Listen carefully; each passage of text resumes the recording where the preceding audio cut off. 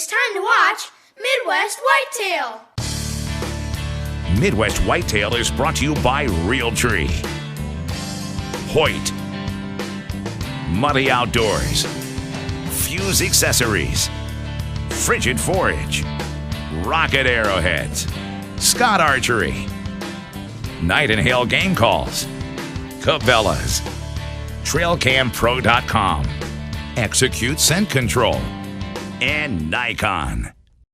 Thanks for joining me here at Midwest Whitetail. This is Thanksgiving week, and every year we always have a special program for Thanksgiving. Pastor Paul puts on a special edition of his Without Excuse ministry. So if you want to check that out, you can click on the link at the bottom right-hand corner of the player right now and take you to that special segment that Pastor Paul did for us.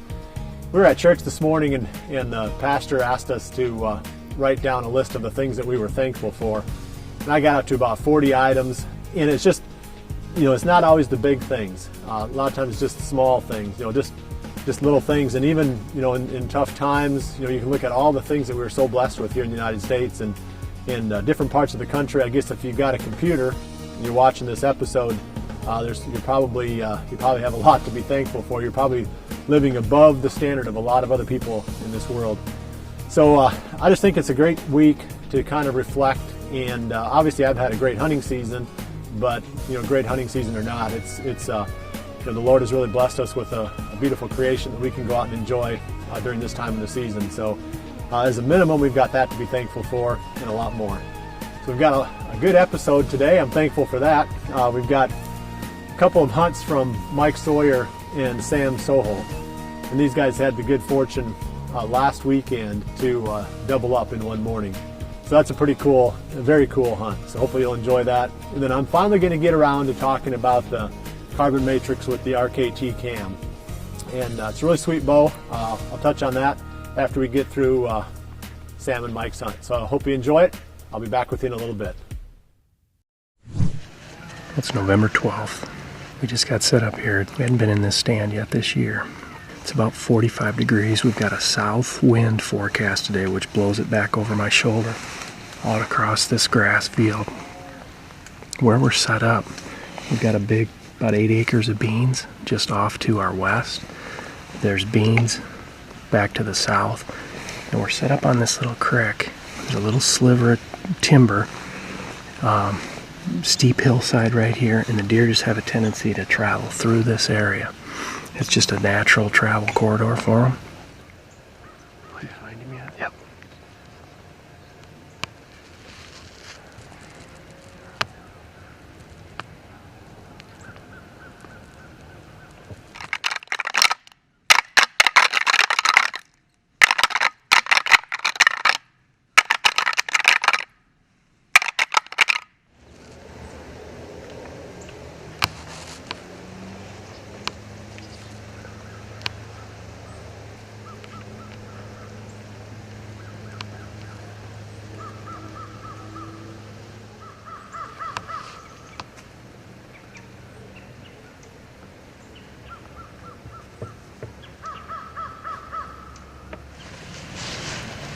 Well, Krusty lives on, I guess.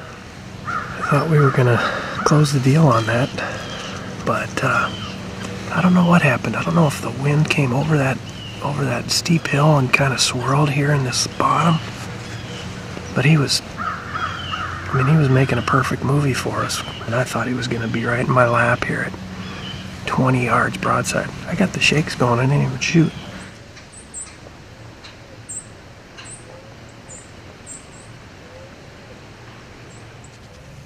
Oh yeah. This is where we need him to come down.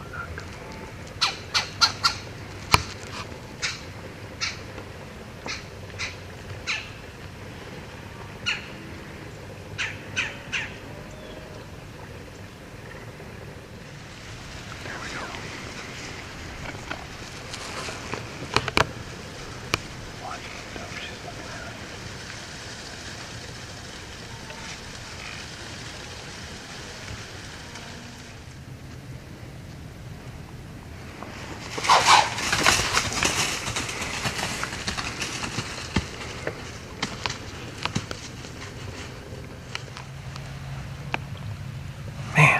thought that was gonna happen. That was looking good for a while.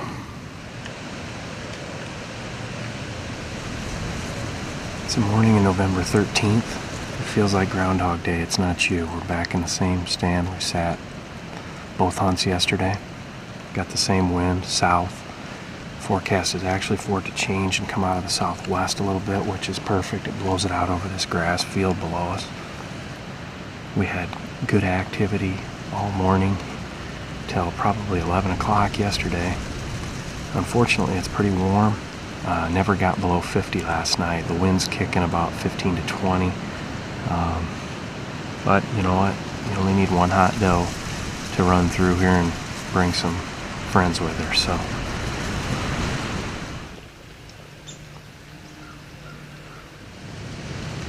Sam, buck in the creek, right here, right behind you. He's coming right up the creek.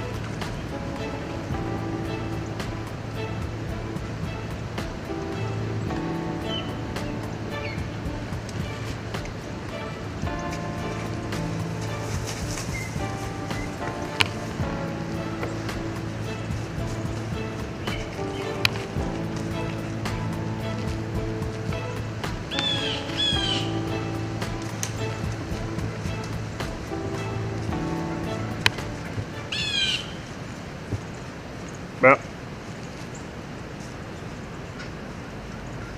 Bap.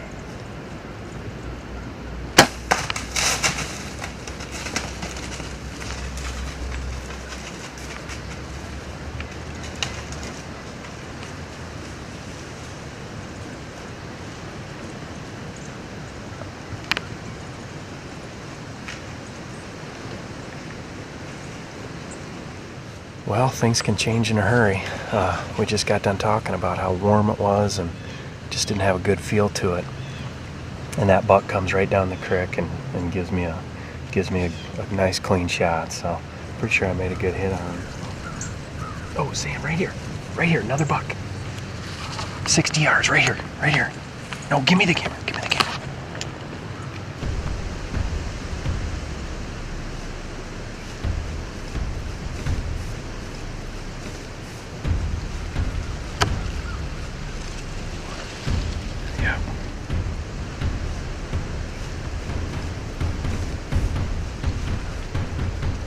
Bap.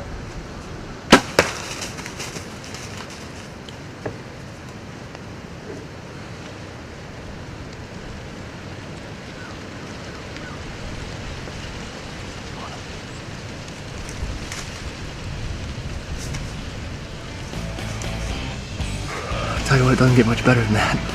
We had seriously, Sawyer just shot a buck, 5 minutes ago?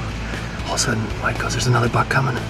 Swung the camera over to him and he walked right down the creek, gave me a broadside shot at 15 yards. We doubled up this morning. It's November 13th. You couldn't ask for a better day.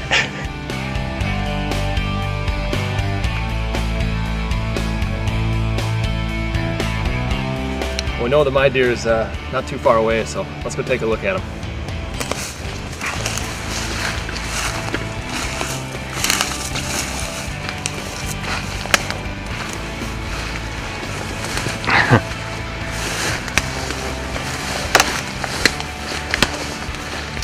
Here he is.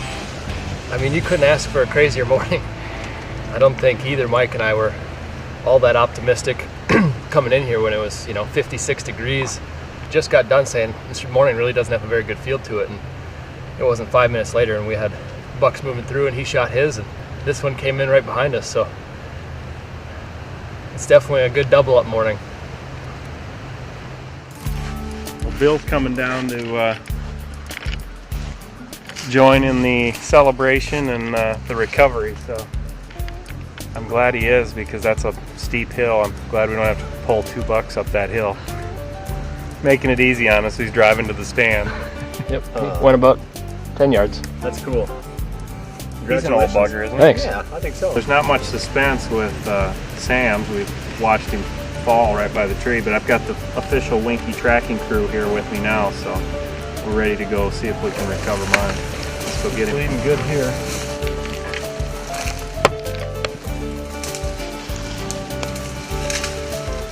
Nonetheless, I'm really happy with him. It's one we had seen 4 or 5 times from the stand, and it sure made an exciting hunt with shooting this one, and then literally 5 minutes later another buck comes in and Sam gets a crack at him and knocks him down too. So pretty great.